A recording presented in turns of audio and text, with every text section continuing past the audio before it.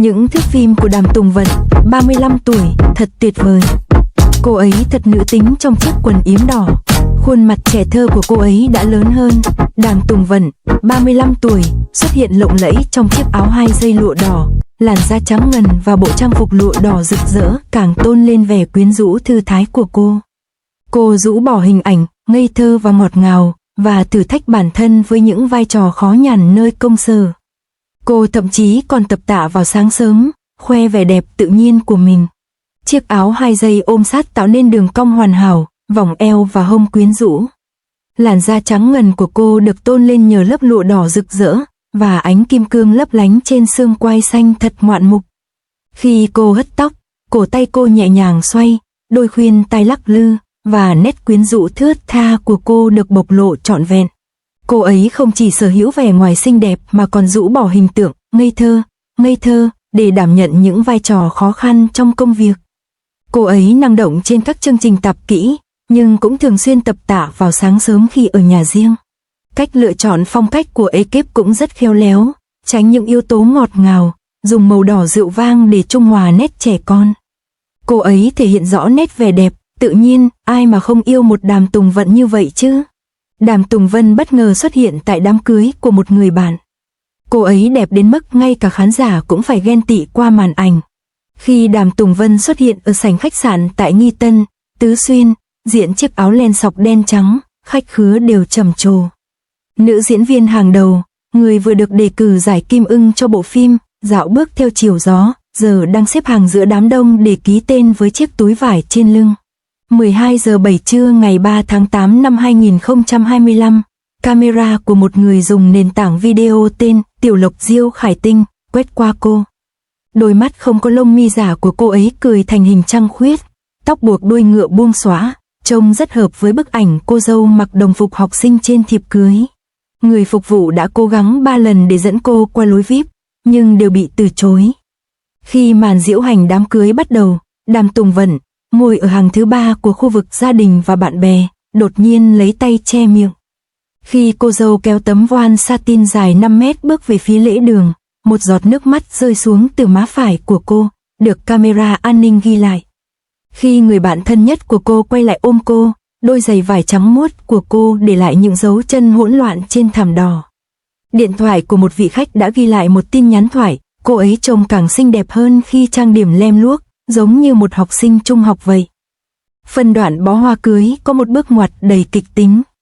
Khoảnh khắc cô dâu quay lưng về phía khán giả, tung bó hoa, bông linh lan trắng xanh cong thành một đường parabol hoàn hảo, đáp xuống đúng vào vòng tay của Đàm Tùng Vân. Biểu cảm ngạc nhiên của cô, theo bản năng lùi lại nửa bước, đã được livestream ghi lại. Bài đăng trên Douyin về việc Đàm Tùng Vân cầm bó hoa đã tăng vọt 4,2 triệu lượt xem chỉ trong vòng nửa giờ. Điều gây tranh cãi sôi nổi là bộ trang phục thường ngày của cô, một chiếc áo len cơ bản từ series Eidos 1980, giá 659 nhân dân tệ trên Taobao, kết hợp với quần jean ống đứng Levi cổ điển và giày thể thao Warrior trắng. Blogger thời trang Fashion Crusher đã chụp ảnh màn hình và so sánh. Bộ trang phục này rẻ hơn 1/3 so với bộ đồ mặc nhà cô mặc trong Longing for Life.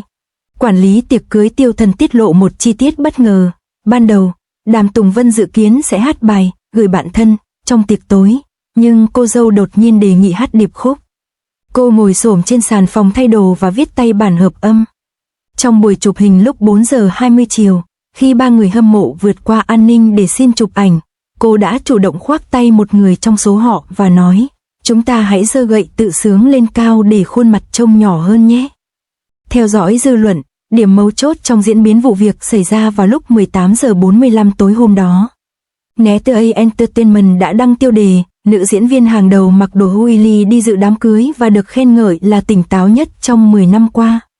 Chỉ trong vòng 2 giờ, 5 từ khóa liên quan, bao gồm tình trạng của Đàm Tùng Vân và trang phục cưới của bạn thân, đã thống trị top 10 tìm kiếm thịnh hành.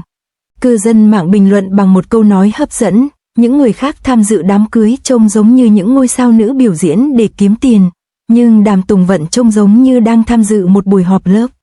GIF phổ biến nhất trên Weibo là hình ảnh những ngón tay run rẩy của cô khi giúp cô dâu chỉnh lại khăn che mặt. Một bài phân tích thời trang cho thấy một sự tương phản sâu sắc. Nhà tạo mẫu chuyên nghiệp Lisa đã phân tích trên Bilibili, Đàm Tùng Vân, người thực sự cao 162cm, sử dụng kiểu áo xẻ tà 3, 7 với quần jean cạp cao và áo crop top để tạo nên vóc dáng cao hơn 8cm. Ấn tượng hơn nữa là chiếc vòng cổ hình chữ V mà cô đeo ngược, cho phép mặt dây chuyền hình trái tim rỗng buông xuống lưng một cách hoàn hảo. Phong cách chỉ khoe phần gáy thanh tú này đã được các tín đồ thời trang mệnh danh là trang phục phụ đầy mưu mô nhất.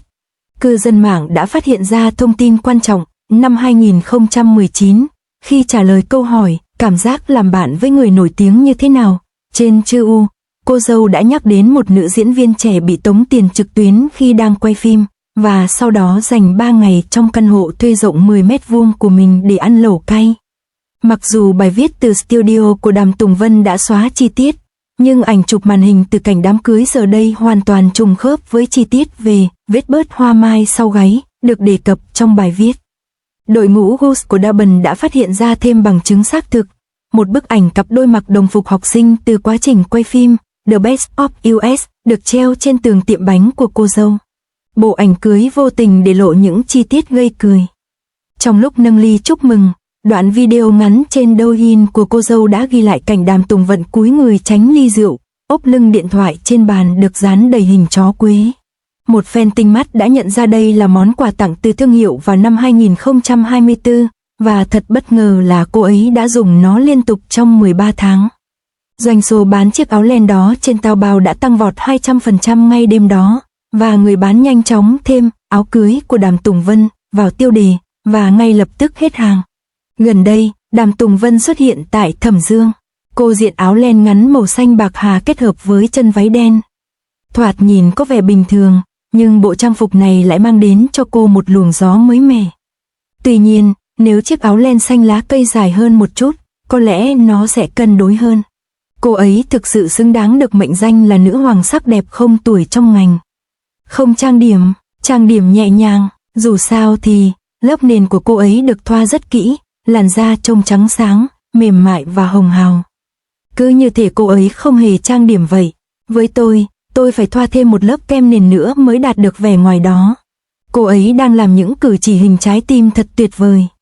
Cô ấy tạo hình trái tim nhỏ bằng tay, giơ ngón tay hình chữ V về phía máy ảnh và mỉm cười ngọt ngào. Nhìn cô ấy quen thuộc như vậy làm tôi nhớ đến đoạn clip tạp kỹ tôi đã xem vài ngày trước. Cô ấy cũng tự nhiên như vậy, nhưng nghĩ lại thì, cô gái này đã bao giờ có khoảnh khắc ngượng ngùng chưa nhỉ? Hãy cùng thưởng thức nó một cách cẩn thận. Phải nói về đồ dệt kim, thiết kế lấy cảm hứng từ oai hai cây này dạo gần đây đang gây sốt. Tôi có 3 cái trong tủ đồ, ho khan. Thiết kế hở eo giúp vòng eo thon gọn hơn, ai mà không mê chứ? Nhưng Đàm Tùng Vân đã khéo léo diện bộ đồ dạo phố này với vẻ thanh lịch nhất định, hoàn toàn khác biệt so với vẻ ngoài ngọt ngào thường thấy của cô. Cô ấy thực sự rất biết cách định vị bản thân, là một người nổi tiếng, cô ấy cần phải tỏ ra tinh tế nhưng không quá xa cách. Cô ấy đã làm tốt điều này, mặc dù đôi khi vẫn có vẻ hơi quá ngoan ngoãn. Nhưng mà, đó chẳng phải là chuyên môn của cô ấy sao? Một điểm nhấn trong video trực tiếp hé lộ một ẩn ý. Sử dụng chế độ làm chậm 0,5 lần, cư dân mạng phát hiện ra rằng việc Đàm Tùng Vân vô thức lùi lại sau khi bắt được bó hoa thực chất là do cô vấp phải váy. Âm thanh từ camera hành trình trên xe cưới, do người hâm mộ tổng hợp, càng tiết lộ rõ hơn. Trên đường đến đó, cô ngân nga lời bài hát của chính mình, phù rể, đừng làm ồn nữa, tránh đường đi. Chị gái tôi sắp kết hôn rồi. Bài hát chưa có tựa đề này đã được Netia Cloud Music truyền thể thành nhạc nền độc quyền cho đám cưới của cặp đôi thân thiết. Khách mời đã dùng điện thoại ghi lại những cuộc trò chuyện đầy cảm xúc giữa màn pháo hoa. Khi một người bạn hỏi, đến lượt anh rồi à, Đàm Tùng Vân xoay tròn, tay cầm pháo hoa và hét lớn, chúng ta hãy tổ chức tiệc trăng tròn cho bé trước nhé. Ánh lửa rọi sáng những vết mascara chưa lau dưới mắt cô, và đoạn video dài 9 giây này đã trở thành bài đăng được yêu thích nhất trên Weibo. Trái ngược hoàn toàn, thái độ của studio vẫn im lặng một cách bí ẩn trên tài khoản Weibo chính thức, bất chấp những lời yêu cầu liên tục của người hâm mộ về ngày cưới. Dữ liệu mạng xã hội cho thấy một hậu quả đáng sợ. Các video liên quan đến đám cưới đã được xem hơn 200 triệu lần, nhưng theo dõi cho thấy các từ khóa chính là chân thành, nữ tính và thực tế. Chỉ số Baidu cho thấy lượng tìm kiếm, túi vải cùng kiểu dáng của Đàm Tùng Vân tăng 370% chỉ trong một ngày, trong khi các tìm kiếm về phim ảnh và truyền hình, vốn thường chiếm ưu thế, lại nằm ở cuối danh sách. Đáng kinh ngạc, dữ liệu của Seongsu cho thấy chỉ một ngày sau đám cưới, đã có 8.000 hướng dẫn trang điểm tự nhiên giả mới được thêm vào, trong đó 6.000 video sử dụng ảnh của Đàm Tùng Vân với đôi mắt ngấn lệ làm ảnh bìa. Giới thời trang trầm trồ trước những chi tiết ẩn giấu được hé lộ, với ước tính giá trị không quá 300 nhân dân tệ. Sự tương phản rõ rệt này hoàn toàn trái ngược với chiếc vương miện cổ trao mất trị giá 25 triệu nhân dân tệ mà cô đã đổi tại Liên hoan phim Thượng Hải. Điểm nhấn nổi bật nhất của đám cưới này chính là trang sức xa xỉ bị lu mờ bởi bạc thủ công. Một quản lý tiệc cưới tham dự tiệc cưới đã tiết lộ một thông tin quan trọng, Đàm Tùng Vân muốn mang bánh tiramisu tự làm của cô dâu về nhà trước khi rời đi, nhưng nó đã bị chia cho khách mời. Cầm nửa chiếc bánh còn lại, cô lẩm bẩm với bồi bàn, đây là thứ mà ngay cả phù dâu tôi cũng không thể có được. Đoạn phim giám sát đã ghi lại cảnh cô lên taxi lúc 9 giờ 17 tối, tay cầm một chiếc túi giấy màu nâu. Trông cô giống hệt một cô gái vừa tan học buổi tối. Tối hôm đó, dữ liệu phát trực tiếp của paparazzi cho thấy một sự bất thường.